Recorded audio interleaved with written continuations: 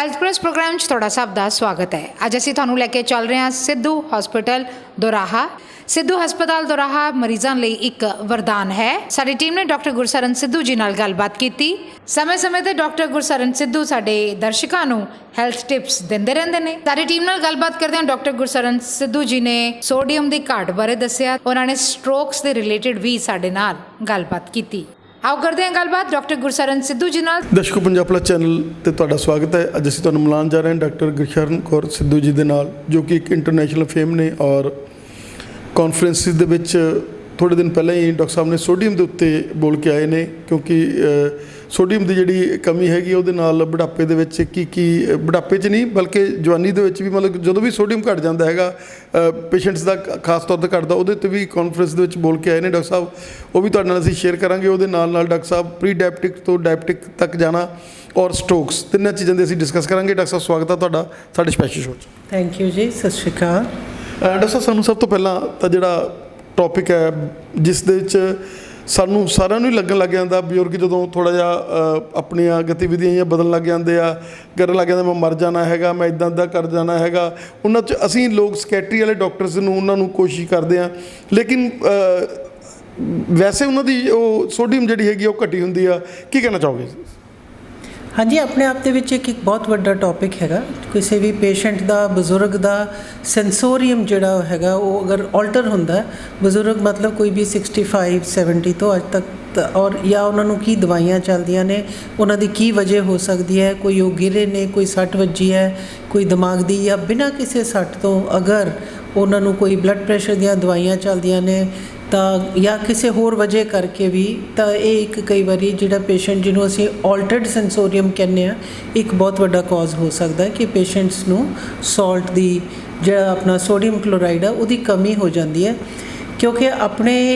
ਹੁਣ ਤੱਕ ਇਹੀ ਹੋਇਆ ਕਿ ਬਲੱਡ ਪ੍ਰੈਸ਼ਰ ਦਾ ਇਲਾਜ ਕਰਨਾ ਹੈ, ਔਰ ਪੇਸ਼ੈਂਟਸ ਨੂੰ ਜਿਹਨੂੰ ਵੀ ਹਾਈ ਬਲੱਡ ਪ੍ਰੈਸ਼ਰ ਹੁੰਦਾ ਹੈ ਉਹ ਸੋਚ ਲੈਂਦਾ ਕਿ ਮੈਂ ਹੁਣ ਨਮਕ ਬਿਲਕੁਲ ਨਹੀਂ ਖਾਣਾ, ਕਿ ਮੇਰਾ ਨਮਕ ਬਿਲਕੁਲ ਬੰਦ ਕੀਤਾ ਹੋਇਆ ਔਰ ਮੈਂ ਨਮਕ ਨਹੀਂ ਖਾਣਾ ਕਿਉਂਕਿ ਮੈਨੂੰ ਬਲੱਡ ਪ੍ਰੈਸ਼ਰ ਰਹਿੰਦਾ ਹੈਗਾ। ਇਹ ਗੱਲ ਸਹੀ ਹੈ ਕਿ ਬਲੱਡ ਪ੍ਰੈਸ਼ਰ ਰਹਿੰਦਾ ਹੈਗਾ ਅਤੇ ਨਮਕ ਘੱਟ ਕਰਨਾ, ਪਰ ਇਹ ਨਹੀਂ ਕਿ ਨਮਕ ਬਿਲਕੁਲ ਨਹੀਂ ਖਾਣਾ, ਕਿਉਂਕਿ ਨਮਕ ਵੀ ਆਪਾਂ ਨੂੰ ਕਿਸੇ ਤਾਦਾਦ ਦੇ ਵਿੱਚ,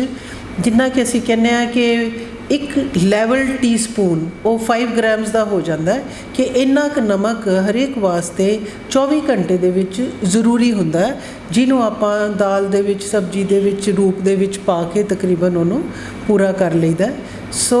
ਐਡਵਾਈਜ਼ ਇਹ ਹੈ ਕਿ ਅਗਰ ਮੈਡੀਸਨ ਵੀ ਖਾ ਰਹੇ ਹੋ ਤਾਂ ਤੁਸੀਂ ਸਾਲਟ ਨੂੰ ਬਿਲਕੁਲ ਬੰਦ ਨਹੀਂ ਕਰਨਾ ਹੈਗਾ, ਉਹਨੂੰ ਥੋੜ੍ਹੀ ਮਾਤਰਾ ਦੇ ਵਿੱਚ, ਜ਼ਿਆਦਾ ਨਹੀਂ ਪਰ ਬਿਲਕੁਲ ਸਵਾਦ ਮੁਤਾਬਕ ਥੋੜ੍ਹੀ ਮਾਤਰਾ ਦੇ ਵਿੱਚ, ਜਿੰਨਾ ਕੁ ਜ਼ਰੂਰੀ ਦਾਲ ਸਬਜ਼ੀ ਦੇ ਵਿੱਚ ਹੈ ਉਹਨਾਂ ਤੁਸੀਂ ਜ਼ਰੂਰ ਲੈਣਾ ਹੈਗਾ। ਔਰ ਇਹ ਵੀ ਹੈ ਕਿ ਇਹਦਾ ਵੈਸੇ ਪਤਾ ਨਹੀਂ ਲੱਗਦਾ, ਅਤੇ ਬਹੁਤ ਸਾਰੀਆਂ ਚੀਜ਼ਾਂ ਜਿਵੇਂ ਆਪਾਂ ਸ਼ੂਗਰ ਹੈ ਤਾਂ ਉਹ ਵੀ ਟੈਸਟ ਕਰੇ ਤਾਂ ਪਤਾ ਲੱਗਦੀ ਹੈ, ਅਤੇ ਇਹਨੂੰ ਅਸੀਂ ਆਪਣੀ ਭਾਸ਼ਾ ਦੇ ਵਿੱਚ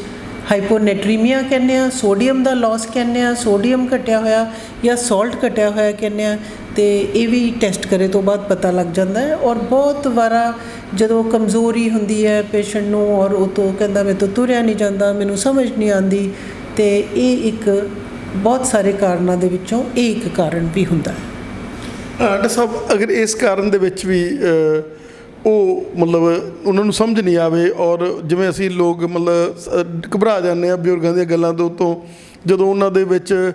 ਲੈਵਲਸ ਜਦੋਂ ਜਿੱਦਾਂ ਤੁਸੀਂ ਕਹਿ ਰਹੇ ਹੋ ਸੋਡੀਅਮ ਦੇ ਘਟੇ ਹੋਏ ਆ, ਪਰ ਸਾਨੂੰ ਕਈ ਵਾਰ ਸਮਝ ਨਹੀਂ ਆਉਂਦਾ ਗਾ। ਅਸੀਂ ਆਮ ਬੰਦੇ ਜਿਹੜੇ ਵੀ ਘਰਾਂ ਦੇ ਵਿੱਚ ਰਹਿਣ ਵਾਲੇ ਬਜ਼ੁਰਗਾਂ ਦੇ ਨਾਲ ਰਹਿੰਦੇ ਆ ਅਤੇ ਉਹਨਾਂ ਨੂੰ ਸਮਝ ਨਹੀਂ ਆਉਂਦਾ ਗਾ ਕਈ ਵਾਰੀ ਕੀ ਫਿਰ ਇਹਦੇ ਮਤਲਬ ਸਾਨੂੰ ਅਸੀਂ ਇਹ ਮੰਨੀਏ ਕਿ 60 ਸਾਲ ਤੋਂ ਬਾਅਦ ਦੇ ਵਿੱਚ ਇਹ ਟੈਸਟ ਵੀ ਜਿਹੜਾ ਤੁਸੀਂ ਸੋਡੀਅਮ ਦਾ ਦੱਸ ਰਹੇ ਹੋ, ਇਹ ਵੀ ਸਾਨੂੰ ਵਿੱਚ ਕਦੇ ਨਾ ਕਦੇ ਜਿੱਦਾਂ ਸ਼ੂਗਰ ਟੈਸਟ ਕਰਾਉਂਦੇ ਆ ਤਾਂ ਕਦੇ ਨਾ ਕਦੇ ਸਾਨੂੰ ਇਹ ਕਰਾ ਹੀ ਲੈਣਾ ਚਾਹੀਦਾ। ਇਹ ਜਿਹੜੇ ਵੀ ਕੋਈ ਟੈਸਟ ਨੇ ਡਾਕਟਰ ਦੀ ਐਡਵਾਈਸ ਦੇ ਨਾਲ ਹੀ ਕਰਾਉਣੇ ਚਾਹੀਦੇ ਆ, ਕਿਉਂਕਿ ਕਈ ਵਾਰੀ ਅਸੀਂ ਟੈਸਟ ਬਹੁਤ ਗੁੰਮਰਾਹ ਕਰਦੇ ਨੇ, ਬਿਮਾਰੀ ਕੋਈ ਹੋਰ ਹੁੰਦੀ ਹੈ, ਟੈਸਟ ਕੋਈ ਹੋਰ ਹੋਈ ਜਾਂਦੇ ਨੇ। ਸੋ ਡਾਕਟਰ ਦੀ ਐਡਵਾਈਸ ਦੇ ਨਾਲ ਹੀ ਦ ਫਸਟ ਥਿੰਗ ਇਜ਼ ਤੁਸੀਂ ਢਿੱਲੇ ਹੋ ਤਾਂ ਤੁਸੀਂ ਆਪਣੇ ਫਿਜ਼ੀਸ਼ੀਅਨ ਕੋਲ ਜਾਓ। ਫਿਜ਼ੀਸ਼ੀਅਨ ਖੁਦ ਸਮਝ ਜਾਣਗੇ ਕਿ ਕੁਛ ਨਾ ਕੁਛ ਕੀ ਪ੍ਰੋਬਲਮ ਹੈਗੀ ਹੈ। ਔਰ ਜਿਹੜੇ ਟੈਸਟ ਵੀ ਅਸੀਂ ਅੱਜ ਕੱਲ੍ਹ ਕਹਿੰਦੇ ਟਾਰਗੇਟਡ, ਕਿਉਂਕਿ ਅਗਰ ਅਸੀਂ ਬੇਮਤਲਬ ਵੀ ਸਾਰੇ ਟੈਸਟ ਕਰਵਾ ਲਾਂਗੇ ਉਹਦੇ 'ਚ ਨਹੀਂ ਪਤਾ ਲੱਗਦਾ, ਉਹ ਬੰਦਾ ਗਵਾਚ ਜਾਂਦਾ। ਕਈ ਵਾਰੀ ਉਹ ਕੋਈ ਟੈਸਟ ਇੰਪੋਰਟੈਂਟ ਨਹੀਂ ਵੀ ਹੁੰਦਾ, ਉਹਦੀ ਅਗਰ ਰਿਪੋਰਟ ਖਰਾਬ ਆ ਜਾਂਦੀ ਹੈ ਤਾਂ ਪੇਸ਼ੈਂਟ ਨੂੰ ਉਹਦਾ ਸ਼ੱਕ ਔਰ ਵਹਿਮ ਹੋਣ ਲੱਗ ਜਾਂਦਾ। ਸੋ ਐਡਵਾਈਸ ਇਹ ਹੈ ਕਿ ਹਮੇਸ਼ਾ ਫਿਜ਼ੀਸ਼ੀਅਨ ਦੀ ਐਡਵਾਈਸ ਦੇ ਨਾਲ ਹੀ ਇਨਵੈਸਟੀਗੇਸ਼ਨ ਕਰਾਓ।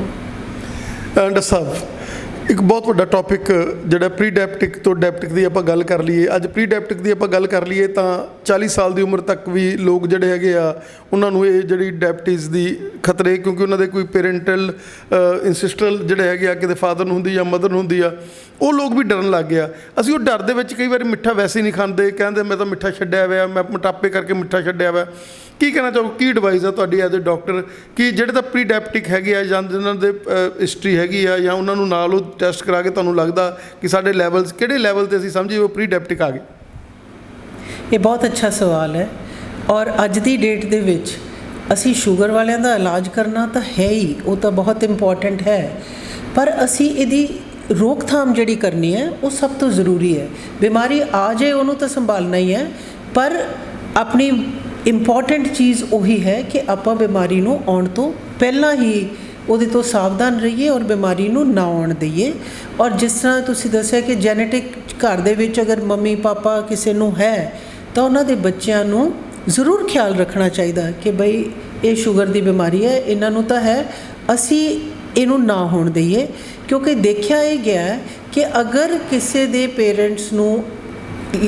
ਅਗੀਰਲੀ ਉਮਰ ਦੇ ਵਿੱਚ ਸ਼ੂਗਰ ਹੁੰਦੀ ਸੀ, ਜਿਵੇਂ ਉਹਨਾਂ ਨੂੰ 70 ਸਾਲ 'ਤੇ ਜਾਂ 75 ਸਾਲ 'ਤੇ ਹੋਈ, ਤਾਂ ਅੱਜ ਕੱਲ੍ਹ ਦੀ ਜਿਹੜੀ ਜਨਰੇਸ਼ਨ ਹੈ ਇਹ ਅਸੀਂ ਸ਼ੂਗਰ 30 35 40 ਸਾਲਾਂ 'ਤੇ ਇਹ ਉਦੋਂ ਅੱਗੇ ਨਾਲੋਂ 2 ਸੈਂਚੁਰੀ ਨੀਚੇ ਆ ਗਈ ਹੈਗੀ ਬਿਮਾਰੀ। ਔਰ ਦੂਸਰੀ ਚੀਜ਼ ਕਿ ਅਸੀਂ ਤਾਂ ਹੁਣ ਚਾਈਨਾ ਨੂੰ ਵੀ ਪਾਰ ਕਰਨ ਲੱਗੇ ਹਾਂ ਸ਼ੂਗਰ ਦੀ ਬਿਮਾਰੀ ਦੇ ਵਿੱਚ, ਔਰ 2025 ਤੱਕ ਇੰਡੀਆ ਦੇ ਵਿੱਚ ਸਭ ਤੋਂ ਵੱਧ ਡਾਇਬਟਿਕ ਪੋਪੂਲੇਸ਼ਨ ਹੋ ਜਾਣੀ ਹੈ। ਔਰ ਏਸ਼ੀਅਨ ਡਾਇਬਟੀਜ਼ ਹੈ ਬੜੀ ਡਿਫਰੈਂਟ। ਇਹ ਡਾਇਬਟੀਜ਼ ਦੀ ਬਿਮਾਰੀ ਜਿਹੜੇ ਕਾਕੇਸ਼ੀਅਨ ਪੋਪੂਲੇਸ਼ਨ ਹੈ, ਵੈਸਟਰਨ ਪੋਪੂਲੇਸ਼ਨ ਹੈ, ਸਾਡੀ ਪੋਪੂਲੇਸ਼ਨ ਨੂੰ ਇਹ ਹੋਣ ਦੇ ਬਹੁਤ ਜ਼ਿਆਦਾ ਚਾਂਸ ਹੈਗੇ। ਉਹ ਵਜ੍ਹਾ ਹੈਗੀ ਸਾਡੀ ਡਾਈਟ, ਸਾਡਾ ਜੈਨੇਟਿਕ ਮੇਕਅਪ, ਅਤੇ ਜਿਹੜਾ ਸਾਡਾ ਜੈਨੇਟਿਕ ਮੇਕਅਪ ਹੈ, ਆਪਾਂ ਕਿਸ ਪੂਰਵਜਾਂ ਤੋਂ ਆਏ ਹੋ, ਕਿਸ ਪੇਰੈਂਟਸ ਤੋਂ ਆਏ ਹੋ, ਉਹਨਾਂ ਤੋਂ ਉਹ ਫੈਕਟਰ ਤਾਂ ਆਪਾਂ ਬਦਲ ਨਹੀਂ ਸਕਦੇ, ਪਰ ਆਪਾਂ ਹਾਂ ਆਪਣਾ ਡਾਈਟ ਦਾ ਫੈਕਟਰ ਜ਼ਰੂਰ ਬਦਲ ਸਕਦੇ ਹਾਂ। ਸੋ ਸ਼ੂਗਰ ਜਿੰਨੀ ਵੀ ਅੱਜ ਦੀ ਜਨਰੇਸ਼ਨ ਜਿਹਨੂੰ ਸਮਝ ਹੈਗੀ ਹੈ ਉਹ ਨਹੀਂ ਖਾਂਦੇ ਉਹ ਸ਼ੂਗਰ ਇੰਨੀ। ਔਰ ਇਹ ਬੜੀ ਅੱਛੀ ਗੱਲ ਹੈ ਕਿ ਅਗਰ ਘਰ ਦੇ ਵਿੱਚ ਇੰਨਾ ਤੁਹਾਨੂੰ ਮਿੱਠੇ ਦੀ ਅਗਰ ਜਿੰਨਾ ਘੱਟ ਤੋਂ ਘੱਟ ਇਸਤੇਮਾਲ ਕੀਤਾ ਜਾਵੇ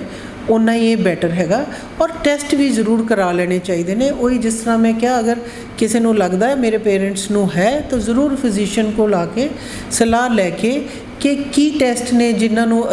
ਸਾਨੂੰ ਉਹ ਦੱਸ ਸਕਦੇ ਨੇ ਕਿ ਵੀ ਸਾਨੂੰ ਡਾਇਬਟੀਜ਼ ਹੋਣ ਵਾਲੀ ਹੈ ਜਾਂ ਨਹੀਂ ਹੈਗੀ ਹੈ। ਇੱਕ ਤਾਂ ਆਪਣਾ ਖਾਲੀ ਪੇਟ ਸ਼ੂਗਰ ਲੈਵਲ, ਫਿਰ ਖਾਣਾ ਖਾ ਕੇ ਸ਼ੂਗਰ ਲੈਵਲ, ਔਰ ਫਿਰ ਆਪਣੀ 3 ਮਹੀਨੇ ਦੀ ਤਿਮਾਹੀ ਔਸਤ ਸ਼ੂਗਰ ਜਿਹਨੂੰ ਅਸੀਂ HbA1c ਦਾ ਟੈਸਟ ਕਰਦੇ ਹਾਂ, ਉਹ ਸਾਨੂੰ ਪਿਛਲੇ 3 ਮਹੀਨੇ ਦਾ ਰਿਕਾਰਡ ਦੱਸ ਦਿੰਦੀ ਹੈ। ਸੋ ਉਹਦੇ ਨਾਲ ਪਤਾ ਲੱਗ ਜਾਂਦਾ ਹੈ ਕਿ ਇਹ ਪੇਸ਼ੈਂਟ ਨੂੰ ਹੋਰ ਹੋਣ ਦੇ ਕੋਈ ਚਾਂਸ ਹੈਗੇ ਜਾਂ ਇਹ ਬਾਰਡਰ ਲਾਈਨ 'ਤੇ ਹੈ ਜਾਂ ਨਹੀਂ ਹੈ। ਔਰ ਸਭ ਤੋਂ ਇੰਪੋਰਟੈਂਟ ਟੈਸਟ ਜਿਹੜਾ ਹੈਗਾ ਇਹਨੂੰ OGTT ਟੈਸਟ ਕਹਿੰਦੇ ਹੈਗੇ। ਉਹ ਟੈਸਟ ਤੋਂ ਆਪਾਂ ਨੂੰ ਪਤਾ ਲੱਗ ਜਾਂਦਾ ਹੈ ਕਿ ਬਈ ਇਹ ਪੇਸ਼ੈਂਟ ਡਾਇਬਟਿਕ ਹੈ ਜਾਂ ਨਹੀਂ ਹੈ। ਕਿਉਂਕਿ ਇਹ ਇੱਦਾਂ ਹੀ ਬਈ ਮੈਨੂੰ ਡਾਇਬਟੀਜ਼ ਥੋੜ੍ਹੀ ਜਿਹੀ ਹੈ, ਮੈਂ ਖਾਣਾ ਖਾ ਕੇ 150-60 ਆਈ ਸੀ, ਉਹਦੇ ਤੋਂ ਫਿਕਰਮੰਦ ਹੋਣ ਦੀ ਲੋੜ ਨਹੀਂ ਹੈਗੀ। ਕਿਉਂਕਿ ਅਗਰ ਤੁਸੀਂ ਡਾਇਬਟਿਕ ਹੋ ਤਾਂ ਤੁਹਾਨੂੰ ਸਾਰੇ ਪ੍ਰੀਕਾਸ਼ਨਸ ਲੈਣੇ ਪੈਣਗੇ, ਔਰ ਅਗਰ ਨਹੀਂ ਹੋ ਤਾਂ ਤੁਸੀਂ ਜਿਸ ਤਰ੍ਹਾਂ ਆਪਾਂ ਜਨਰਲ ਸਿਹਤ ਦੇ ਪ੍ਰੀਕਾਸ਼ਨ ਲੈਂਦੇ ਹਾਂ ਆਪਾਂ ਉਸ ਤਰ੍ਹਾਂ ਲੈ ਸਕਦੇ ਹਾਂ। ਸੋ OGTT ਟੈਸਟ ਹੁੰਦਾ ਹੈ ਕਿ ਪੇਸ਼ੈਂਟ ਨੂੰ ਦੱਸਣ ਵਾਸਤੇ ਕਿ ਇਹ ਡਾਇਬਟੀਜ਼ ਹੈ ਕਿ ਨਹੀਂ ਹੈ। ਅਤੇ ਇਹ ਜਿਸ ਤਰ੍ਹਾਂ ਅਸੀਂ ਖਾਲੀ ਪੇਟ ਟੈਸਟ ਕਰਦੇ ਹਾਂ, ਫਿਰ ਉਸ ਤੋਂ ਬਾਅਦ ਗਲੂਕੋਜ਼ ਪਿਲਾ ਕੇ ਫਿਰ 1 ਘੰਟੇ ਬਾਅਦ, ਫਿਰ 2 ਘੰਟੇ ਬਾਅਦ ਫਿਰ ਇਹ ਟੈਸਟ ਕੀਤਾ ਜਾਂਦਾ ਹੈ। ਔਰ ਪ੍ਰੈਗਨੈਂਟ ਲੇਡੀਜ਼ ਦੇ ਵਿੱਚ ਤਾਂ ਬਹੁਤ ਜ਼ਰੂਰੀ ਹੈ, ਕਿਉਂਕਿ ਸੈਕਿੰਡ ਟ੍ਰਿਮੈਸਟਰ ਦੇ ਵਿੱਚ ਆ ਕੇ ਇਹ ਟੈਸਟ ਅੱਜ ਕੱਲ੍ਹ ਮੈਂਡੇਟਰੀ ਹੈ। ਸਾਰੇ ਗਾਇਨੇਕੋਲੋਜਿਸਟ ਜਦੋਂ ਵੀ ਤੁਸੀਂ ਹਸਪੀਟਲ ਜਾਂਦੀ ਹੈ ਕੋਈ ਪ੍ਰੈਗਨੈਂਟ ਲੇਡੀ ਸੈਕਿੰਡ ਟ੍ਰਿਮੈਸਟਰ ਦੇ ਵਿੱਚ, ਤਾਂ ਇਹ ਟੈਸਟ ਉਹਨਾਂ ਦਾ ਕੀਤਾ ਹੀ ਜਾਂਦਾ ਹੈਗਾ। ਕਿਉਂਕਿ ਇਹ ਵੀ ਦੇਖਿਆ ਗਿਆ ਹੈਗਾ ਕਿ ਅੱਜ ਕੱਲ੍ਹ ਪ੍ਰੈਗਨੈਂਸੀ ਦੇ ਦੌਰਾਨ ਜਿਹਨੂੰ ਜੈਸਟੇਸ਼ਨਲ ਡਾਇਬਟੀਜ਼ ਕਹਿੰਦੇ ਆ ਉਹ ਬਹੁਤ ਜ਼ਿਆਦਾ ਹੋ ਰਹੀ ਹੈ। ਔਰ ਅਗਰ ਜੈਸਟੇਸ਼ਨਲ ਡਾਇਬਟੀਜ਼ ਹੁੰਦੀ ਹੈ ਤਾਂ ਉਹ ਬੱਚੇ 'ਤੇ ਬਹੁਤ ਜ਼ਿਆਦਾ ਅਸਰ ਕਰਦੀ ਹੈ, ਬੱਚੇ ਦੀ ਬਿਮਾਰੀ 'ਤੇ, ਬੱਚੇ ਦੇ ਹੋਣ 'ਤੇ, ਬੱਚੇ ਦੇ ਪਲਣ 'ਤੇ, ਉਹਦੇ ਔਰਗਨਸ 'ਤੇ, ਇਹ ਬਹੁਤ ਜ਼ਿਆਦਾ ਅਸਰ ਕਰਦੀ ਹੈ ਔਰ ਇਹ ਬਹੁਤ ਜ਼ਿਆਦਾ ਜ਼ਰੂਰੀ ਹੈ ਕਿ ਜੈਸਟੇਸ਼ਨਲ ਡਾਇਬੀਟੀਜ਼ ਤੋਂ ਹਰ ਗਰਭਵਤੀ ਔਰਤ ਨੂੰ ਬਚਾਇਆ ਜਾਏ ਔਰ ਉਹਦਾ ਬਹੁਤ ਅੱਛਾ ਕੰਟਰੋਲ ਕੀਤਾ ਜਾਏ ਔਰ ਬਹੁਤ ਜਲਦੀ ਡਿਟੈਕਟ ਕੀਤੀ ਜਾਵੇ। ਸੋ ਇਹ WHO ਵੱਲੋਂ ਇਹ ਹੈ ਕਿ ਕੋਈ ਵੀ ਜਦੋਂ ਪ੍ਰੈਗਨੈਂਟ ਲੇਡੀ ਹਸਪੀਟਲ ਦੇ ਵਿੱਚ ਆਉਂਦੀ ਹੈ ਤਾਂ ਉਹਦਾ ਇਹ ਟੈਸਟ ਕਰਿਆ ਹੀ ਜਾਂਦਾ ਹੈ, ਇਹ ਮੈਂਡੇਟਰੀ ਹੈ ਔਰ ਗਾਇਨੇਕੋਲੋਜਿਸਟ ਇਸ ਨੂੰ ਕਰਦੇ ਨੇ ਟੈਸਟ ਨੂੰ, ਤਾਂ ਕਿ ਆਪਾਂ ਹੋਣ ਵਾਲੇ ਬੱਚੇ ਨੂੰ ਉਹਦੀ ਨਾਰਮਲ ਪੈਦਾਇਸ਼ ਹੋ ਸਕੇ ਔਰ ਉਹਦੇ 'ਚ ਕੋਈ ਅੰਗ ਜਿਹੜੇ ਨੇ ਉਹਦੇ ਸਹੀ ਰਹਿਣ ਬੱਚੇ ਦੇ।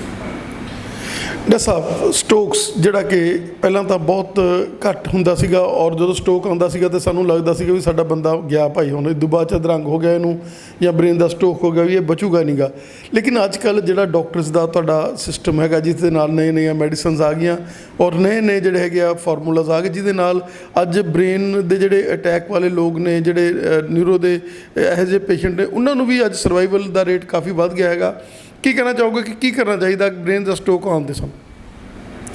ਇੱਕ ਬਹੁਤ ਹੀ ਅੱਛਾ ਸਵਾਲ ਹੈ ਔਰ ਸਟ੍ਰੋਕ ਦੇ ਉੱਪਰ ਮੈਨੂੰ ਬਹੁਤ ਜ਼ਿਆਦਾ ਐਗਰੈਸਿਵਲੀ ਅਸੀਂ ਇਹਦੇ ਉੱਪਰ ਕੰਮ ਕਰਦੇ ਹਾਂ, ਕਿਉਂਕਿ ਇਹਨੂੰ ਜਿਸ ਤਰ੍ਹਾਂ ਅਸੀਂ ਕਹਿੰਦੇ ਕਿ ਟਾਈਮ ਇਜ਼ ਬ੍ਰੇਨ,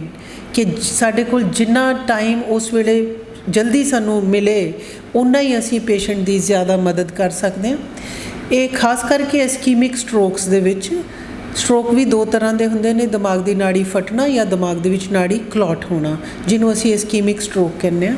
ਕਿਉਂਕਿ ਇਸਕੀਮਿਕ ਸਟ੍ਰੋਕ ਅਗਰ ਹੈ ਪੇਸ਼ੈਂਟ ਨੂੰ ਤਾਂ ਉਹ ਜਿੰਨੀ ਜਲਦੀ ਪੇਸ਼ੈਂਟ ਸਾਡੇ ਕੋਲ ਹਸਪੀਟਲ ਦੇ ਵਿੱਚ ਆ ਜਾਊਗਾ, ਫਟਾਫਟ ਅਸੀਂ ਉਹਦਾ CT ਸਕੈਨ ਔਰ ਟੈਸਟ ਕਰਕੇ ਅਸੀਂ ਉਹ ਦੇਖ ਲੈਂਦੇ ਹਾਂ ਕਿ ਇਹ ਸਟ੍ਰੋਕ ਜਿਹੜਾ ਹੈ ਕਿਸ ਤਰ੍ਹਾਂ ਦਾ ਸਟ੍ਰੋਕ ਹੈ। ਔਰ ਉਸ ਵੇਲੇ ਸਾਡੇ ਕੋਲ ਟਾਈਮ ਬਹੁਤ ਘੱਟ ਹੁੰਦਾ ਹੈਗਾ, ਕਿਉਂਕਿ ਜਿਹੜੀਆਂ ਡਰੱਗਸ ਨੇ ਬਹੁਤ ਅੱਛੀਆਂ ਡਰੱਗਸ ਨੇ, ਉਹ ਜਿਸ ਤਰ੍ਹਾਂ ਕਿ ਬ੍ਰੇਨ ਦੇ ਕਲੌਟ ਨੂੰ ਡਿਜ਼ੋਲਵ ਕਰਨ ਵਾਲੀਆਂ ਡਰੱਗਸ ਨੇ ਔਰ ਇਹ ਖਾਸ ਤੌਰ 'ਤੇ ਜਿਹੜੇ ਉਹ ਇੰਜੈਕਸ਼ਨਸ ਨੇ, ਜਿਵੇਂ ਇੱਕੋ ਹੀ ਇੰਜੈਕਸ਼ਨ ਲਗਾਉਣਾ ਹੁੰਦਾ, ਉਹ ਉਦੋਂ ਹੀ ਅਸਰ ਬੈਟਰ ਕਰਦੇ ਨੇ, ਉਹਨਾਂ ਦਾ ਰਿਸਪੌਂਸ ਉਦੋਂ ਹੀ ਅੱਛਾ ਆਉਂਦਾ ਕਿ ਜੇ ਪੇਸ਼ੈਂਟ ਅਸੀਂ ਉਹਨੂੰ ਨਾ ਟਾਈਮ ਗਿਣਦੇ ਹਾਂ, ਹਸਪੀਟਲ ਟੂ ਨੀਡਲ ਟਾਈਮ, ਕਿ ਪੇਸ਼ੈਂਟ ਇੰਨੇ ਵਜੇ ਹਸਪੀਟਲ ਆਇਆ ਔਰ ਸਾਡੇ ਕੋਲ ਅਸੀਂ ਉਹਨੂੰ ਕਿੰਨੀ ਜਲਦੀ ਅਸੀਂ ਉਹਨੂੰ ਐਸਟੈਬਲਿਸ਼ ਕਰ ਲਿਆ, ਉਹ ICU ਦੇ ਵਿੱਚ ਵੀ ਪਹੁੰਚ ਗਿਆ, ਅਸੀਂ ਉਹਨਾਂ ਦਾ CT ਸਕੈਨ ਔਰ ਬੇਸਿਕ ਟੈਸਟ ਵੀ ਕਰ ਲਏ ਔਰ ਅਸੀਂ ਇਹ ਕਰਨ ਤੋਂ ਬਾਅਦ ਸਾਡੀ ਸਟ੍ਰੋਕ ਟੀਮ ਸਾਰੀ ਇਕੱਠੀ ਹੋ ਗਈ ਔਰ ਸਟ੍ਰੋਕ ਟੀਮ ਨੇ ਇਹ ਡਿਸਾਈਡ ਕਰ ਲਿਆ ਕਿ ਯੈਸ ਇਸ ਪੇਸ਼ੈਂਟ ਨੂੰ ਇਹ ਇੰਜੈਕਸ਼ਨ ਲੱਗਣਾ ਚਾਹੀਦਾ ਹੈ ਔਰ ਫਾਰਮੇਸੀ ਵਾਲਿਆਂ ਨੇ ਵੀ ਡਿਸਾਈਡ ਕਰ ਲਿਆ ਯੈਸ ਸਾਡੇ ਕੋਲ ਅਵੇਲੇਬਿਲਿਟੀ ਹੈਗੀ ਹੈ ਇਸ ਵੇਲੇ ਇੰਜੈਕਸ਼ਨ ਦੀ। ਸੋ ਇਹ ਸਾਰੇ ਟਾਈਮ ਨੂੰ ਜਿੰਨਾ ਜਲਦੀ ਹੋ ਸਕੇ ਅਸੀਂ ਉਨਾ ਹੀ ਅੱਛਾ ਸਮਝਦੇ ਹਾਂ, ਕਿਉਂਕਿ ਅਗਰ 3.5 ਜਾਂ 4 ਘੰਟੇ ਤੋਂ ਬਾਅਦ ਉੱਪਰ ਟਾਈਮ ਹੋ ਜਾਂਦਾ ਹੈ ਪੇਸ਼ੈਂਟ ਨੂੰ ਅਧਰੰਗ ਹੋਏ ਤੋਂ ਔਰ ਟੀਕਾ ਲਗਾਉਣ ਦਾ ਟਾਈਮ, ਤਾਂ ਫਿਰ ਉਹਦਾ ਰਿਸਪੌਂਸ ਉਨਾ ਅੱਛਾ ਨਹੀਂ ਆਉਂਦਾ। ਸੋ ਇਸ ਵਾਸਤੇ ਐਡਵਾਈਸ ਇਹੀ ਦਿੱਤੀ ਜਾਂਦੀ ਹੈ ਕਿ ਅਗਰ ਕਿਸੇ ਵੀ ਤਰ੍ਹਾਂ ਦਾ ਤੁਹਾਨੂੰ ਸਟ੍ਰੋਕ ਮਹਿਸੂਸ ਹੁੰਦਾ, ਕਈ ਵਾਰੀ ਪਤਾ ਨਹੀਂ ਲੱਗਦਾ ਲੋਕਾਂ ਨੂੰ, ਕਿਉਂਕਿ ਰਾਤ ਨੂੰ ਸਟ੍ਰੋਕ ਹੁੰਦਾ, ਰਾਤ ਨੂੰ 3-4 ਵਜੇ ਸਟ੍ਰੋਕ ਹੋਇਆ ਅਤੇ ਉਹ ਸਵੇਰੇ ਕੋਈ ਜਦੋਂ ਬੰਦੇ ਉੱਠਦੇ ਆ 6-7 ਵਜੇ ਜਗਾਉਂਦੇ ਆ ਤਾਂ ਖਿਆਲ ਨਹੀਂ ਕਰਦੇ। ਤਾਂ ਇਸ ਲਈ ਜ਼ਰੂਰ ਜਿਹੜਾ ਬੰਦਾ ਨਾਲ ਸੁੱਤਾ ਹੈ, ਨਾਲ ਦੇ ਕਮਰੇ 'ਚ ਸੁੱਤਾ ਹੈ, ਉਹ ਵੀ ਕਿਸੇ ਵੇਲੇ ਰਾਤ ਨੂੰ ਉੱਠ ਕੇ ਪਿਸ਼ਾਬ ਕਰਨ ਜਾਂਦਾ ਹੈ ਬਜ਼ੁਰਗ ਜਾਂ ਕੁਛ, ਤਾਂ ਨਿਗਾਹ ਰੱਖਣ ਕਿ ਬਈ ਇਹ ਉੱਠੇ, ਇਹਨਾਂ ਨੇ ਪਾਸਾ ਲਿਆ ਜਾਂ ਨਹੀਂ ਲਿਆ, ਜਾਂ ਉੱਠ ਕੇ ਸਵੇਰੇ ਜ਼ਰੂਰ ਦੇਖ ਲੈਣਾ ਚਾਹੀਦਾ ਜਲਦੀ ਕਿ ਇਹਨਾਂ ਨੂੰ ਕੋਈ ਪ੍ਰੋਬਲਮ ਤਾਂ ਨਹੀਂ ਹੋਈ। ਤਾਂ ਉਹ ਟਾਈਮ ਜਿਹੜਾ ਹੈ ਉਹ ਬੜਾ ਇੰਪੋਰਟੈਂਟ ਹੈ ਔਰ ਉਹ ਫਟਾਫਟ ਹਸਪੀਟਲ ਆਵੇ ਤਾਂ ਅਸੀਂ ਤਾਂ ਉਸ ਟਾਈਮ ਨੂੰ ਬਹੁਤ ਸ਼ਾਰਟ ਕਰਨਾ ਚਾਹੁੰਦੇ ਹਾਂ, ਸਾਰੇ ਬਾਕੀ ਚੀਜ਼ਾਂ ਰੋਕ ਕੇ ਇਹਨੂੰ ਇਹ ਪ੍ਰਾਇਓਰਿਟੀ ਦੇ ਕੇ ਬਾਕੀ ਸਾਰੀਆਂ ਜਿਹੜੀਆਂ ਟੈਸਟ ਲੋਕ ਵੇਟ ਕਰ ਰਹੇ ਨੇ ਉਹਨਾਂ ਨੂੰ ਵੇਟ ਕਰਾ ਕੇ ਇਸ ਚੀਜ਼ ਨੂੰ ਬਹੁਤ ਐਮਰਜੈਂਸੀ ਲਿਆ ਜਾਂਦਾ ਕਿ ਫਟਾਫਟ ਐਮਰਜੈਂਸੀ ਦੇ ਵਿੱਚ ਇਹਨਾਂ ਦਾ ਪ੍ਰਾਇਓਰਿਟੀ 'ਤੇ ਸਭ ਤੋਂ ਪਹਿਲਾਂ CT ਸਕੈਨ ਹੋਵੇ, ਸਭ ਤੋਂ ਪਹਿਲਾਂ ਇਹਨਾਂ ਦੇ ਟੈਸਟ ਹੋਣ ਤਾਂ ਕਿ ਅਸੀਂ ਇਹਨਾਂ ਨੂੰ ਫਿਰ ਉਹ ਥ੍ਰੋਂਬੋਲਿਟਿਕ ਏਜੰਟ ਜਿਹੜਾ ਹੈ ਉਹ ਟਰੀਟਮੈਂਟ ਅਸੀਂ ਦੇ ਸਕੀਏ ਔਰ ਉਹਦੇ ਨਾਲ ਬਹੁਤ ਅੱਛਾ ਰਿਸਪੌਂਸ ਆਉਂਦਾ ਔਰ ਜਿੰਨੀ ਜਲਦੀ ਉਹ ਲੱਗ ਜਾਵੇ ਉਨਾ ਹੀ ਅੱਛਾ ਰਿਸਪੌਂਸ ਆਉਂਦਾ। ਪਰ ਉਸ ਤੋਂ ਪਹਿਲਾਂ ਅਸੀਂ ਦੇਖਣਾ ਹੁੰਦਾ ਕਿ ਇਹ ਪੇਸ਼ੈਂਟ ਇਹ ਲਗਵਾਉਣ ਦੇ ਫਿੱਟ ਵੀ ਹੈਗਾ ਕਿ ਨਹੀਂ ਹੈਗਾ, ਕਿਉਂਕਿ ਬਹੁਤ ਸਾਰੇ ਪੇਸ਼ੈਂਟ ਫਿੱਟ ਨਹੀਂ ਹੁੰਦੇ, ਜਿਸ ਤਰ੍ਹਾਂ ਕਿ ਕਈ ਪੇਸ਼ੈਂਟਸ ਨੂੰ ਖੂਨ ਪਤਲੇ ਕਰਨ ਦੀਆਂ ਦਵਾਈਆਂ ਜ਼ਿਆਦਾ ਚੱਲ ਰਹੀਆਂ ਹੁੰਦੀਆਂ, ਵਾਰਫਰਿਨ ਵਗੈਰਾ, ਜਾਂ ਉਹਨਾਂ ਦਾ ਬਲੱਡ ਪ੍ਰੈਸ਼ਰ ਬਹੁਤ ਜ਼ਿਆਦਾ ਹਾਈ ਹੋਵੇ, ਜਾਂ ਪੇਸ਼ੈਂਟ ਦਾ ਕਿਉਂਕਿ ਜਿਹੜੇ ਸ਼ਰਾਬੀ ਪੇਸ਼ੈਂਟਸ ਹੁੰਦੇ ਨੇ ਜਿਨ੍ਹਾਂ ਦੇ ਲਿਵਰ ਖਰਾਬ ਹੁੰਦੇ ਨੇ, ਕੋਈ ਵੀ ਵਜ੍ਹਾ ਹੋਵੇ ਲਿਵਰ ਖਰਾਬ ਹੋਣ ਦੀ, ਕਾਲਾ ਪੀ ਲਿਆ ਹੋਏ, ਐਲਕੋਹਲ ਹੋਏ, ਤਾਂ ਉਹ ਪੇਸ਼ੈਂਟਸ ਕਈ ਵਾਰੀ ਉਹਨਾਂ ਦੇ ਬਲੀਡਿੰਗ ਹੋਣ ਦੇ ਚਾਂਸ ਜ਼ਿਆਦਾ ਹੁੰਦੇ ਨੇ। ਸੋ ਇਸ ਲਈ ਇਹ ਸਭ ਚੀਜ਼ਾਂ ਪਹਿਲਾਂ ਉਹ ਦੇਖਣੀਆਂ, ਸੋਚਣੀਆਂ, ਪਰਖਣੀਆਂ, ਟੈਸਟ ਕਰਨੇ ਪੈਂਦੇ ਨੇ ਕਿ ਯੈਸ ਇਹ ਪੇਸ਼ੈਂਟ ਫਿਟ ਹੈਗਾ ਇਸ ਚੀਜ਼ ਤੇ ਕਿ ਨਹੀਂ। ਸੋ ਇਸ ਵਾਸਤੇ ਉਹ ਬਹੁਤ ਸਾਡੇ ਕੋਲ ਵਿੰਡੋ ਪੀਰੀਅਡ ਬਹੁਤ ਘੱਟ ਹੁੰਦੀ ਹੈ। ਸੋ ਅਗਰ ਪੇਸ਼ੈਂਟ ਘਰੇ ਹੀ 4 ਘੰਟੇ ਖਰਾਬ ਹੋ ਗਏ ਉਹਦੇ, ਉਹ ਪਹੁੰਚੇ ਹੀ ਸਾਡੇ ਕੋਲ 5 ਘੰਟੇ ਬਾਅਦ ਹੈ, ਫਿਰ ਉਹ ਸਾਰੀ ਐਕਸਰਸਾਈਜ਼ ਨਾਨ ਫਿਊਟਾਈਲ ਹੋ ਜਾਂਦੀ ਹੈ। ਸੋ ਐਡਵਾਈਜ਼ ਇਹ ਹੈ ਕਿ ਤੁਹਾਨੂੰ ਕਦੇ ਵੀ ਲੱਗੇ ਕਿ ਫਟਾਫਟ ਕੋਈ ਤੁਹਾਡੇ ਬਜ਼ੁਰਗ ਨੂੰ, ਪੇਸ਼ੈਂਟ ਨੂੰ, ਆਂਢ ਗੁਆਂਢ ਕਿਸੇ ਨੂੰ ਵੀ ਹੋਇਆ ਤਾਂ ਇਸ ਚੱਕਰ 'ਚ ਨਾ ਪਾਓ ਕਿ ਜੀ ਉਹ ਕਿ ਮਤਲਬ ਕਨਫਿਊਜ਼ਨ ਹੋਣੀ ਨਹੀਂ ਚਾਹੀਦੀ ਦਿਮਾਗ ਦੇ ਵਿੱਚ ਕੋਈ, ਕਿ ਬਸ ਪੇਸ਼ੈਂਟ ਨੂੰ ਲਿਆ ਕੇ ਹਸਪੀਟਲ ਪਹੁੰਚਾ ਦਿਓ ਇੱਕ ਵਾਰੀ, ਇੰਨਾ ਕਰ ਦਿਓ। ਬਾਕੀ ਸਾਰਾ ਕੁਝ ਹਸਪੀਟਲ ਵਾਲੀ ਟੀਮ ਜਿਹੜੀ ਹੈ ਉਹਨੂੰ ਸੰਭਾਲ ਲੇਗੀ ਮੌਕੇ ਨੂੰ, ਔਰ ਉਹ ਪੇਸ਼ੈਂਟ ਦੇ ਫਿਰ ਰਿਕਵਰੀ ਦੇ ਚਾਂਸ ਬਹੁਤ ਅੱਛੇ ਹੋ ਜਾਂਦੇ ਹੈ। ਸੋ ਦੈਟ ਇਜ਼ ਥਿੰਕ ਕਿ ਉਦੋਂ ਖੁਦ ਤੁਹਾਡੇ ਕੋਲ ਸਿਰਫ ਇਹ ਹੈ ਕਿ ਆਪਣਾ ਬੰਦੋਬਸਤ ਕਰੋ, ਨਹੀਂ ਤਾਂ ਹਸਪੀਟਲ ਕਾਲ ਵੀ ਕਰ ਸਕਦੇ ਹੋ ਕਿ ਬਈ ਆਹ ਪ੍ਰੋਬਲਮ ਹੈ ਕਿ ਕਿਸ ਤਰ੍ਹਾਂ ਕਰਨਾ ਚਾਹੀਦਾ। ਹਸਪੀਟਲ ਕਾਲ ਕਰ ਸਕਦੇ ਹੋ, ਤੁਹਾਨੂੰ ਹਸਪੀਟਲ 'ਚੋਂ ਇਮੀਡੀਏਟਲੀ ਗਾਈਡੈਂਸ ਜਾ ਸਕਦੀ ਹੈ। ਸਟ੍ਰੋਕ ਟੀਮ 'ਚੋਂ ਕੋਈ ਨਾ ਕੋਈ ਬੰਦਾ ਤੁਹਾਨੂੰ ਕਿਸੇ ਵੇਲੇ ਤੁਸੀਂ ਐਂਬੂਲੈਂਸ ਬੁਲਾਉਣਾ ਚਾਹੋ ਐਂਬੂਲੈਂਸ ਵੀ ਬੁਲਾ ਸਕਦੇ ਹੋ। ਪਰ ਫਟਾਫਟ ਬਜਾਏ ਕਿ 2 ਵੇ ਨਾਲੋਂ ਅੱਜ ਕੱਲ੍ਹ ਕਨਵੈਂਸਿਸ ਸਭ ਕੋਲ ਹੈਗੀਆਂ, ਅਤੇ ਫਟਾਫਟ ਪੇਸ਼ੈਂਟ ਨੂੰ ਹਸਪੀਟਲ, ਉਸ ਹਸਪੀਟਲ ਜਿੱਥੇ ਕਿ ਸਟ੍ਰੋਕ ਦਾ ਟਰੀਟਮੈਂਟ ਹੁੰਦਾ ਹੈ, ਜਿੱਥੇ CT ਸਕੈਨ ਫਟਾਫਟ ਹੋ ਜਾਂਦਾ ਹੈ, ਤੁਸੀਂ ਫਟਾਫਟ ਉੱਥੇ ਲਿਆਓ ਤਾਂ ਉਹਦਾ ਬਹੁਤ ਜ਼ਿਆਦਾ ਬਚਤ ਹੋ ਜਾਂਦੀ ਹੈ। ਦੱਸੋ ਇਹ ਸਾਰਾ ਜਿਹੜਾ CT ਸਕੈਨ ਵਗੈਰਾ ਅਤੇ ਇਹ ਜਿਹੜੇ ਸਾਰੀ ਟਰੀਟਮੈਂਟ ਹੈਗਾ ਸਿੱਧੂ ਹਸਪੀਟਲ 'ਚ ਅਵੇਲੇਬਲ ਹੈ? ਹਾਂਜੀ, ਅਸੀਂ ਸਟ੍ਰੋਕ ਟੀਮ ਹੈ ਸਾਡੀ ਸਾਰੀ, ਔਰ ਇਹ ਟਰੀਟਮੈਂਟ ਅਸੀਂ ਬਹੁਤ ਸਾਲਾਂ ਤੋਂ ਕਰ ਰਹੇ ਹਾਂ ਲਗਾਤਾਰ, ਔਰ ਬਹੁਤ ਐਗਰੈਸਿਵਲੀ, ਇੱਕ ਜਿਹੜਾ ਕਹਿੰਦਾ ਨਾ ਡੀਅਰ ਟੂ ਯੋਰ ਹਾਰਟ, ਉਹ ਇੱਕ ਇਹ ਐਸਾ ਹੈ ਕਿਉਂਕਿ ਤੁਹਾਨੂੰ ਇੰਨਾ ਮਜ਼ਾ ਆਉਂਦਾ ਦੇਖ ਕੇ ਕਿ ਇਹ ਪੇਸ਼ੈਂਟ ਜਿਹੜਾ ਮਤਲਬ ਬਿਲਕੁਲ ਬੇਹੋਸ਼ ਪਿਆ ਸੀਗਾ ਜਦੋਂ ਪੇਸ਼ੈਂਟ ਆਇਆ, ਔਰ ਅਗਲੇ 24 ਘੰਟੇ ਦੇ ਬਾਅਦ ਉਹ ਤੁਹਾਡੇ ਨਾਲ ਉੱਠ ਕੇ ਬੈਠ ਕੇ ਗੱਲਾਂ ਕਰ ਰਿਹਾ ਹੈ, ਮਤਲਬ ਉਹ ਗੱਲ ਹੀ ਕੁਝ ਹੋਰ ਹੈ। ਉਹ ਇਮੋਸ਼ਨਸ ਜਿਹੜੀਆਂ ਨੇ ਉਹ ਡਿਸਕ੍ਰਾਈਬ ਕਰਨੀਆਂ ਔਖੀਆਂ ਨੇ ਕਿ ਅਦਰਵਾਈਜ਼ ਤੁਸੀਂ ਇਹ ਨਹੀਂ ਕੀਤਾ ਹੁੰਦਾ ਤਾਂ ਇਹ ਪੇਸ਼ੈਂਟ ਜਾਂ ਵੈਂਟੀਲੇਟਰ 'ਤੇ ਹੁੰਦਾ, ਜਾਂ ਉਹ ਨਹੀਂ ਠੀਕ ਹੁੰਦਾ, ਜਾਂ ਘਰ ਉਸੇ ਤਰ੍ਹਾਂ ਹੀ ਉਹ ਲਟਕਦਾ, ਲੱਤਾਂ ਬਾਹਾਂ ਉਵੇਂ ਖੜੀਆਂ ਬੈੱਡ 'ਤੇ, ਲੈਟਰਿਨ ਪਿਸ਼ਾਬ ਹੁੰਦਾ। ਸੋ ਉਹ ਚੀਜ਼ ਹੁੰਦੀ ਸੋ ਇਹ ਬੜੀ ਰਿਵਾਰਡਿੰਗ ਲੱਗਦੀ ਹੈ ਚੀਜ਼, ਬੜਾ ਜਦੋਂ ਪੇਸ਼ੈਂਟ ਰਿਕਵਰ ਕਰਦਾ ਬਹੁਤ ਮਨ ਨੂੰ ਖੁਸ਼ੀ ਮਿਲਦੀ ਹੈ ਉਹ ਦੇਖ ਕੇ, ਉਹ ਬੜੀ ਇਮੋਸ਼ਨਲ ਹਾਈ ਮਿਲਦੀ ਹੈ ਸਾਨੂੰ ਕਿ ਬਈ ਇਹ ਦੇਖੋ ਇਹਨਾਂ ਦਾ ਚੱਲ ਨਹੀਂ ਰਿਹਾ ਸੀ ਔਰ ਕੱਲ੍ਹ ਕੀ ਹਾਲ ਸੀ, ਔਰ ਅੱਜ ਟਰੀਟਮੈਂਟ ਦੇ ਨਾਲ ਇਹਨਾਂ ਨੂੰ ਕਿੰਨਾ ਬੈਨੀਫਿਟ ਹੋਇਆ। ਅੱਛਾ, ਕਈ ਵਾਰ ਲੋਕ ਪਹਿਲਾਂ ਅਫੀਮ ਦਿੱਤੀ ਹੁੰਦੀ ਹੈ ਉਹਨਾਂ ਦੀ, ਤਾਂ ਜੇ ਅਗਰ ਉਹ ਅਫੀਮ ਦਿੰਦੇ ਆ ਤਾਂ ਪਹਿਲਾਂ ਉਹਨਾਂ ਨੂੰ ਆਉਣ ਸਾਰੀ ਡਾਕਟਰ ਨਾਲ ਡਿਸਕਸ ਕਰ ਲੈਣਾ ਚਾਹੀਦਾ ਵੀ ਅਸੀਂ ਇਹਨੂੰ ਫੀਮ ਵੀ ਦੇ ਕੇ ਆਏ ਹਾਂ। ਕਈ ਵਾਰੀ ਇਹ ਹੋ ਸਕਦਾ ਵੀ ਫੀਮ ਦੀ ਡੋਜ਼ ਉਹਨਾਂ ਨੇ ਦਿੱਤੀ ਹੁੰਦੀ ਵੀ ਚੱਲ ਗੋਲੀ ਖਵਾ ਦੇ ਵੀ ਠੀਕ ਹੋ ਜਾਊਗਾ, ਇਹਦਾ ਸਾਰਾ ਕੁਝ ਖੂਨ ਚੱਲ ਪਊਗਾ, ਔਰ ਉਹ ਆ ਕੇ ਡਾਕਟਰ ਨੂੰ ਨਹੀਂ ਦੱਸਦੇ, ਡਾਕਟਰ ਵੀ ਡੋਜ਼ ਆਪਣੀ ਜਿਹੜੀ ਹੈਗੀ ਆ ਉੱਦਾਂ ਹੀ ਲਗਾ ਦਿੰਦਾ ਹੈ। ਉਹਦੇ ਨਾਲ ਕਈ ਵਾਰੀ ਪ੍ਰੋਬਲਮਸ ਆਉਣ ਦੇ ਜ਼ਿਆਦਾ ਚਾਂਸ ਹੁੰਦੇ ਵੀ ਅਗਰ ਕੋਈ ਬੰਦਾ ਫੀਮ ਦਿੰਦਾ ਵੀ ਆ, ਚਲੋ ਜੇ ਫੀਮ ਦੇ ਵੀ ਦਿੱਤੀ ਤਾਂ ਉਹਨਾਂ ਨੇ ਦੱਸਣਾ ਤਾਂ ਚਾਹੀਦਾ ਡਾਕਟਰ ਨੂੰ ਜਾ ਕੇ। ਬਿਲਕੁਲ, ਇਹ ਤਾਂ ਹਿਸਟਰੀ ਦੇ ਵਿੱਚ ਬਹੁਤ ਜ਼ਰੂਰੀ ਚੀਜ਼ ਹੈ ਕਿਉਂਕਿ ਲੋਕ ਸ਼ਾਇਦ ਇੰਨੇ ਘਬਰਾਏ ਹੋਏ ਹੁੰਦੇ ਆ, ਹਾਂਜੀ ਇਹ ਹੋ ਗਿਆ ਉਹ ਹੋ ਗਿਆ, ਪਰ ਇੱਕ ਗੁੱਡ ਇਹਨੂੰ ਅਸੀਂ ਹਿਸਟਰੀ ਕਹਿੰਦੇ ਹਾਂ ਕਿ ਤੁਸੀਂ ਪੇਸ਼ੈਂਟ ਬਾਰੇ ਹਰ ਚੀਜ਼ ਡਾਕਟਰ ਨੂੰ ਕਿੰਨੇ ਵਜੇ ਕੀ ਹੋਇਆ, ਕਿਵੇਂ ਕੀ ਦਵਾਈ ਉਹਨਾਂ ਨੂੰ ਚੱਲਦੀ ਹੈ, ਉਹ ਸਾਰਾ ਕੁਝ ਵੀ ਨਾਲ ਲੈ ਕੇ ਆਓ। ਅਤੇ ਉਹ 2 ਮਿੰਟ ਲੱਗਦੇ ਨੇ ਉਸ ਚੀਜ਼ ਨੂੰ, ਪਰ ਇਹ ਚੀਜ਼ ਨੂੰ ਬਜਾਏ ਕਿ ਅਸੀਂ ਘਬਰਾ ਕੇ ਰਹਿਤੇ ਵਾਂਗੂ ਫੈਲੀਏ, ਉਹਦੇ ਨਾਲੋਂ ਇੱਕ ਕੰਸੋਲੀਡੇਟਿਡ ਸਟੈਪ ਹੋਣਾ ਚਾਹੀਦਾ। ਅਸੀਂ ਪੇਸ਼ੈਂਟ ਹਸਪੀਟਲ ਲੈ ਕੇ ਜਾ ਰਹੇ ਹਾਂ, ਆਹ ਵਾਲੀਆਂ ਦਵਾਈਆਂ ਜਿਹੜੀਆਂ ਇਹਨਾਂ ਨੂੰ ਚੱਲਦੀਆਂ ਨੇ ਉਹ ਵੀ ਅਸੀਂ ਲਿਫਾਫੇ 'ਚ ਨਾਲ ਪਾ ਲਈਆਂ, ਚਾਹੇ ਉਹ ਖਾਲੀ ਪੱਤੇ ਨੇ, ਤਾਂ ਕਿ ਉਹ ਡਾਕਟਰ ਦੀ ਨੌਲੇਜ ਦੇ ਵਿੱਚ ਤੁਸੀਂ ਕੀ ਦਿੱਤਾ ਉਹਨਾਂ ਨੂੰ, ਕਿੰਨੇ ਵਜੇ ਦਿੱਤਾ, ਕਿੰਨੇ ਵਜੇ ਉਹਨਾਂ ਨੇ ਖਾਣਾ ਖਾਇਆ, ਕੀ ਲਿਆ ਸੀ, ਕੀ ਮੈਡੀਸਨ ਲਈ ਸੀ, ਉਹ ਦੱਸਣਾ ਜਿਹੜਾ ਨਾ ਉਹ ਡਾਕਟਰ ਨੂੰ ਬਹੁਤ ਜ਼ਰੂਰੀ ਹੈ। ਕਿਉਂਕਿ ਸਾਨੂੰ ਉਹ ਹਿਸਟਰੀ ਕਢਾਉਂਦੇ, ਉਹ ਕਹਿੰਦੇ ਜੀ ਉਹ ਫਲਾਣਾ ਰਾਤ ਨੂੰ ਸੁੱਤਾ ਸੀ, ਉਹ ਤਾਂ ਨਾਲ ਆਇਆ ਨਹੀਂ, ਉਹਨੇ ਦੱਸਿਆ ਨਹੀਂ, ਅਸੀਂ ਤਾਂ ਗੁਆਂਢੀ ਲੈ ਕੇ ਆਏ ਹਾਂ, ਸਾਨੂੰ ਤਾਂ ਪਤਾ ਨਹੀਂ। ਸੋ ਉਹ ਚੀਜ਼ ਦੀ ਉਹ ਅਗਰ ਨਾਲ ਮਿਲ ਜੇ ਤਾਂ ਉਹ ਬਹੁਤ ਜ਼ਿਆਦਾ ਪਿਕਚਰ ਕਲੀਅਰ ਹੋ ਜਾਂਦੀ ਹੈ, ਉਹਦੇ ਨਾਲ ਡਾਇਗਨੋਸਿਸ, ਪਿਕਚਰ, ਐਵਰੀਥਿੰਗ, ਉਹ ਕਨਫਿਊਜ਼ਨ ਨਹੀਂ ਰਹਿੰਦੀ ਕਿਸੇ ਚੀਜ਼ ਦੀ, ਔਰ ਇਹ ਜ਼ਰੂਰ ਕਰਨਾ ਚਾਹੀਦਾ ਹੈ। ਡਾਕਟਰ ਸਾਹਿਬ, ਤੁਸੀਂ ਸਾਨੂੰ ਆਪਣਾ ਕੀਮਤੀ ਸਮਾਂ ਹਮੇਸ਼ਾ ਦੇ ਦਿੰਦੇ ਹੋ। ਹੁਣ ਵੀ ਤੁਸੀਂ ਫੋਰਨ ਦੇ ਵਿੱਚੋਂ ਜਾ ਕੇ ਆਏ ਸੀਗੇ, ਬਾਹਰੋਂ ਆਪਣੇ ਬੱਚਿਆਂ ਦੇ ਨਾਲ ਡਾਕਟਰਸ ਜਿਹੜੇ ਹੈਗੇ ਆ ਉਹਨਾਂ ਦੇ ਨਾਲ, ਔਰ ਕਾਫੀ ਹਸਪੀਟਲ ਰਸ਼ ਸੀਗਾ, ਉਹਦੇ ਬਾਵਜੂਦ ਵੀ ਸਾਡੀ ਰਿਕੁਐਸਟ ਮੰਨੀ, ਕਿਉਂਕਿ ਇਹਨਾਂ ਦਿਨਾਂ ਦੇ ਵਿੱਚ ਡਾਇਬਟਿਕ ਦਾ, ਇਹਨਾਂ ਦਿਨਾਂ ਦੇ ਵਿੱਚ ਸਟ੍ਰੋਕਸ ਦਾ ਬਹੁਤ ਜ਼ਿਆਦਾ ਜਿਹੜਾ ਐਪੀਡੈਮਿਕ ਵੱਧ ਚੁੱਕਿਆ ਹੈਗਾ। ਪਹਿਲਾਂ ਵਾਲੀ ਗੱਲ ਰਹੀ ਨਹੀਂ ਹੈ, ਹੁਣ ਸਟ੍ਰੋਕ ਜ਼ਿਆਦਾ ਆ ਰਹੇ ਨੇ ਲੋਕਾਂ ਨੂੰ, ਔਰ ਉਹਦੇ ਨਾਲ ਸੋਡੀਅਮ ਦੀ ਜਿਹੜੀ ਡਿਸਕਸ ਕੀਤਾ, ਤੁਹਾਡਾ ਸਾਨੂੰ ਸਮਾਂ ਦੇਣ ਦੇ ਲਈ ਔਰ ਸਾਡੇ ਦਰਸ਼ਕਾਂ ਨੂੰ ਅਵੇਅਰ ਕਰਨ ਦੇ ਲਈ ਤਾਂ ਸਭ ਬਹੁਤ ਬਹੁਤ ਧੰਨਵਾਦ। ਥੈਂਕ ਯੂ ਜੀ, ਸਤਿ ਸ਼੍ਰੀ ਅਕਾਲ।